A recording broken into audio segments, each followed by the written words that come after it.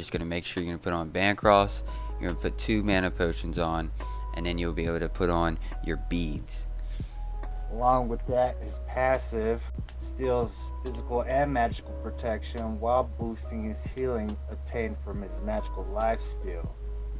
A CC Anubis is a dead Anubis. You need to do damage as Anubis. And also gives you additional cooldown 10%. Typhons also gives slightly more lifesteal at 15% compared to Soul Gem's 12%. But the passives is what really makes the items difference. Soul Gem, based on your abilities, you actually get increased healing and AoE damage on your heal. And it also gives a small heal to any allies around you. Where Typhons just increases your healing by 30% based on the damage. Cooldown is extremely important on mages. Correct. And especially with Anubis, you really want that lifesteal, so Soul Gem is a really strong item just because it also gives you the 10% cooldown. Correct.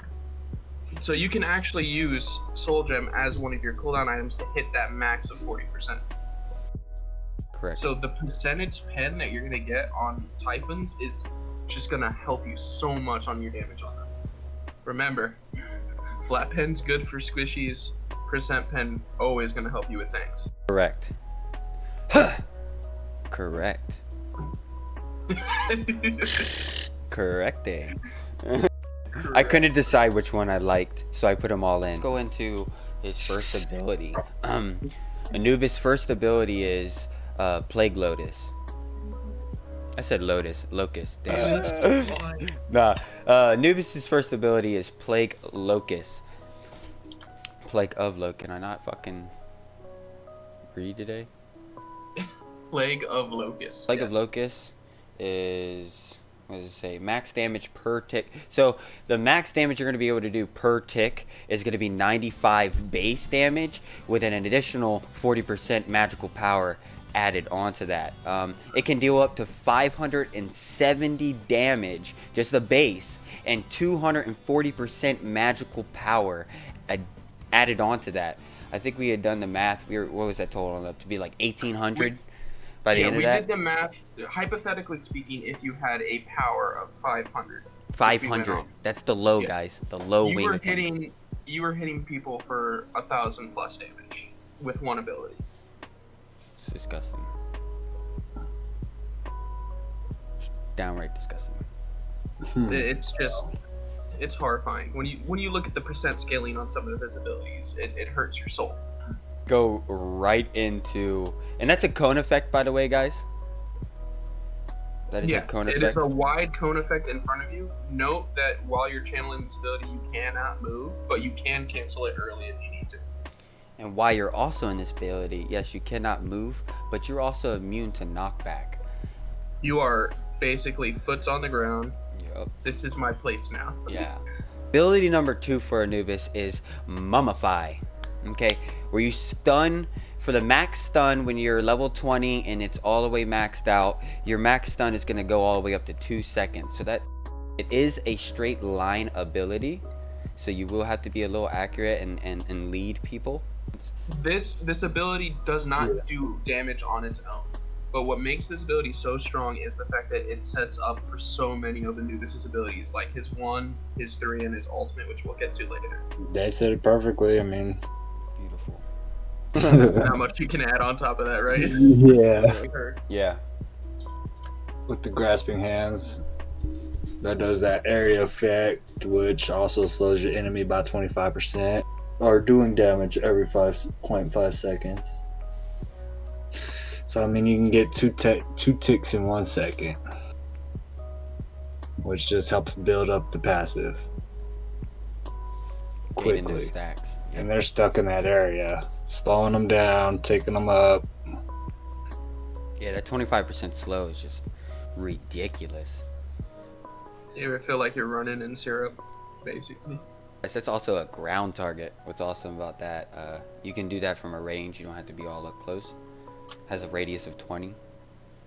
And that ability is like one of your best wave clear abilities. And you drop that on a lane, a camp, and it's just gonna shred them. You can drop it and run too. Mm-hmm. Or drop it and dance. Mm-hmm. Drop and tango in it. Could even use it to help run away Correct. or initiate. Mm-hmm.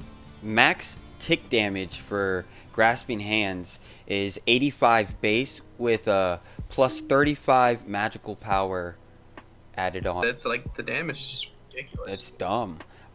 It is a ground target, so that's awesome. Damage for grasping hands is 340 base and 140% magical power additionally added onto it. All right, there we go. That was better. Yeah. And Anubis is one of those gods where he does not have a guaranteed get out. Like, he does not have a dash, he does not have a teleport like other mages. The only thing that he has to help him get away is that 25% slow. That's So it. you gotta be able to use it defensive and aggressively, but you gotta know when to use which. I mean, he can use that and the wrap. Mm-hmm. Yeah, always hold your wrap most of the time. Rap is like I said, rap is just really strong. All right, and we're gonna go into Anubis's alt, Death Gaze, quote unquote. I call it face melt. I like to use it to. I can face melt tanks. I can face melt squishies, especially if you stay true to the percentage or flat pin that we said earlier. It is ridiculous.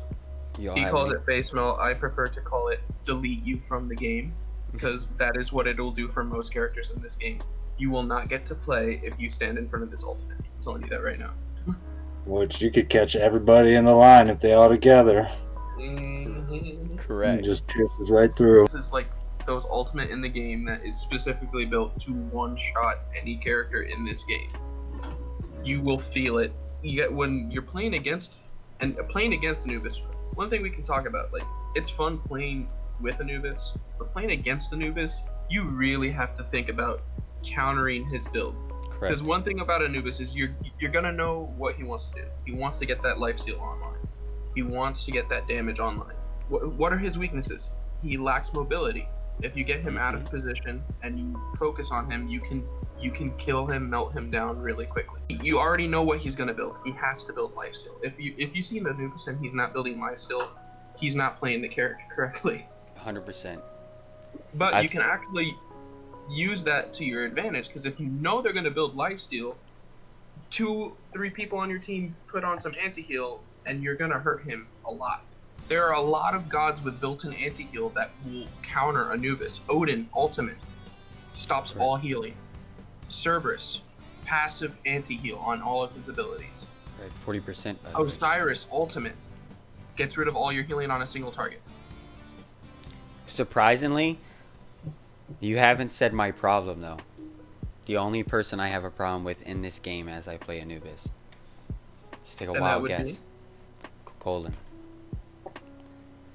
The warrior. Colin, yeah.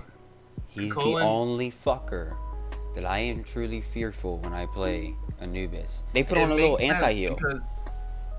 because Colin has so many CCs, so against a god that has little to no mobility, it makes sense why you struggle so much against it. He's so fucking different. And then Ed. relics. Just Colin. Relics can help you a lot against a Anubis.